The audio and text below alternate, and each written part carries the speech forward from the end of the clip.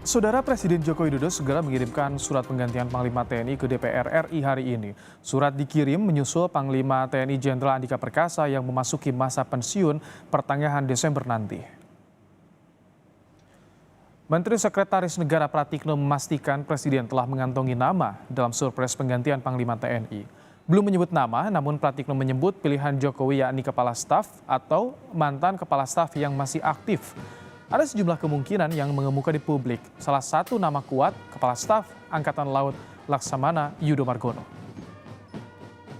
Surprise penggantian Panglima TNI itu kita akan reses juga dalam beberapa waktu ke depan akan reses di DPR. Kita sudah menghitung bahwa pada hari ini akan dikirim kepada DPR surprise-nya. Ya, hari ini. Jamnya belum ya. Itu kan jelas kalau calon Panglima TNI itu pasti dari Kepala Staf atau mantan Kepala Staf yang masih aktif, kan gitu aja. Clue-nya kan itu. Clue-nya kan jelas. Wakil Ketua DPR, Sufmi Dasko Ahmad membuka kemungkinan nama calon Panglima segera diproses sebelum reses 15 Desember setelah surat Presiden soal penggantian Panglima TNI diterima DPR. Nama calon Panglima akan mengikuti uji kepatutan dan kelayakan atau fit and proper test hingga disetujui dalam rapat paripurna DPR.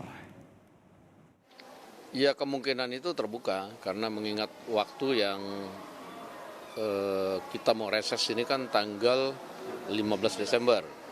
Nah, sehingga kita akan upayakan proses-proses itu berjalan sebelum kita reses. Kita lihat profil salah satu calon kuat Panglima TNI yang disebut menurut sumber Kompas TV dipilih Presiden Joko Widodo. Kepala Staf Angkatan Laut Laksamana Yudo Margono. Lahir 26 November 1965 di Madiun, Jawa Timur, merupakan alumni Akademi Angkatan Laut pada tahun 1988. Kemudian Seskoal Angkatan 40 di tahun 2003, Sesko TNI Angkatan 38 tahun 2011, kemudian di Lemhanas Angkatan 52 di tahun 2014. Kemudian pada sebelum menjabat sebagai Kepala Staf Angkatan Laut, Saudara, Laksamana Yudo Margono menjabat sebagai Panglima Komando Lintas Laut Militer Pangkolin Lamil tahun 2017 hingga 2018. Kemudian ia juga menjabat sebagai Panglima Komando Armada Barat di tahun 2018. Kemudian Panglima Komando Armada 1 tahun 2018 hingga 2019. Kemudian Pangkoga Wilhan 1 di tahun 2019 hingga tahun 2020. Dan terakhir Kepala Staf Angkatan Laut dari tahun 2020 hingga saat ini. Dan saudara, kami ajak Anda menemui jurnalis Kompas TV Jona Hamonangan yang saat ini berada di gedung DPR RI Senayan, Jakarta. Selamat petang, Jona. Bagaimana, apakah surpres penggantian Panglima sudah diterima oleh DPR dan bagaimana sih DPR melihat kans dari kandidat Panglima TNI pengganti Jenderal Andika?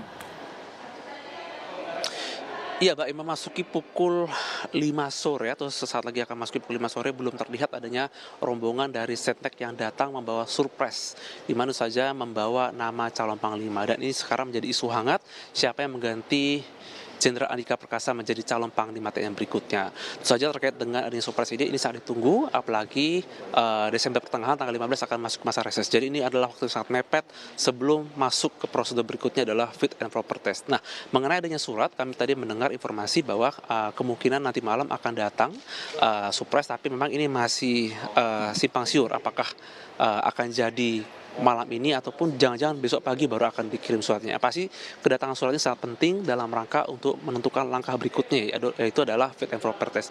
Mengenai adanya 3 nama yang muncul, sebenarnya ada satu nama yang sangat dilulukan, yaitu nama dari Kasal Laksamana Yudo Margono, dikarenakan memang ini bukan hanya masalah urutan ataunya dari Angkatan Darat menuju Angkatan Laut, tapi adalah nama-nama yang muncul adalah nama-nama yang memang sudah terbukti di kancah nasional terkait dengan adanya beberapa isu. Kita lihat misalkan seperti ketika ada isu COVID pertama, ketika Pak Yudo menjadi Pangkogap Pilihan 1, itu terlihat bagaimana penanganannya dan juga sebagai seorang Pangkogap bisa menentukan apa langkah berikutnya. Dan juga ketika menjadi Kasal pun beberapa isu pun bisa dilihat berikutnya. Yang pasti terkait dengan nama calon Panglima TNI berikutnya, inilah merupakan hak prerogatif Presiden. Berikut adalah tanggapan dari anggota DPR Komisi 1 dari PDIP terkait dengan pergantian Panglima TNI.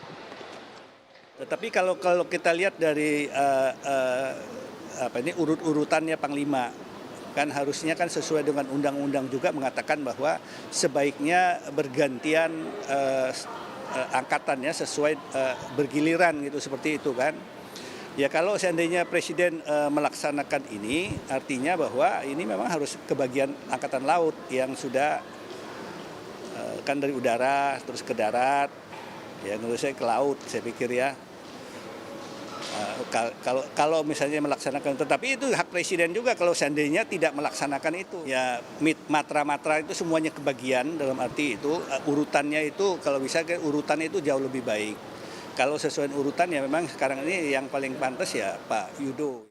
Ya Mbak Imi, pasti nama yang muncul menjadi calon Panglima adalah nama terbaik, dan saja akan ada beberapa PR terbesar yang ada seperti menghadapi Pilpres 2024, isu dari asymmetric warfare, dan juga bagaimana menangani adanya sengketa atau konflik seperti di Laut Natuna Utara.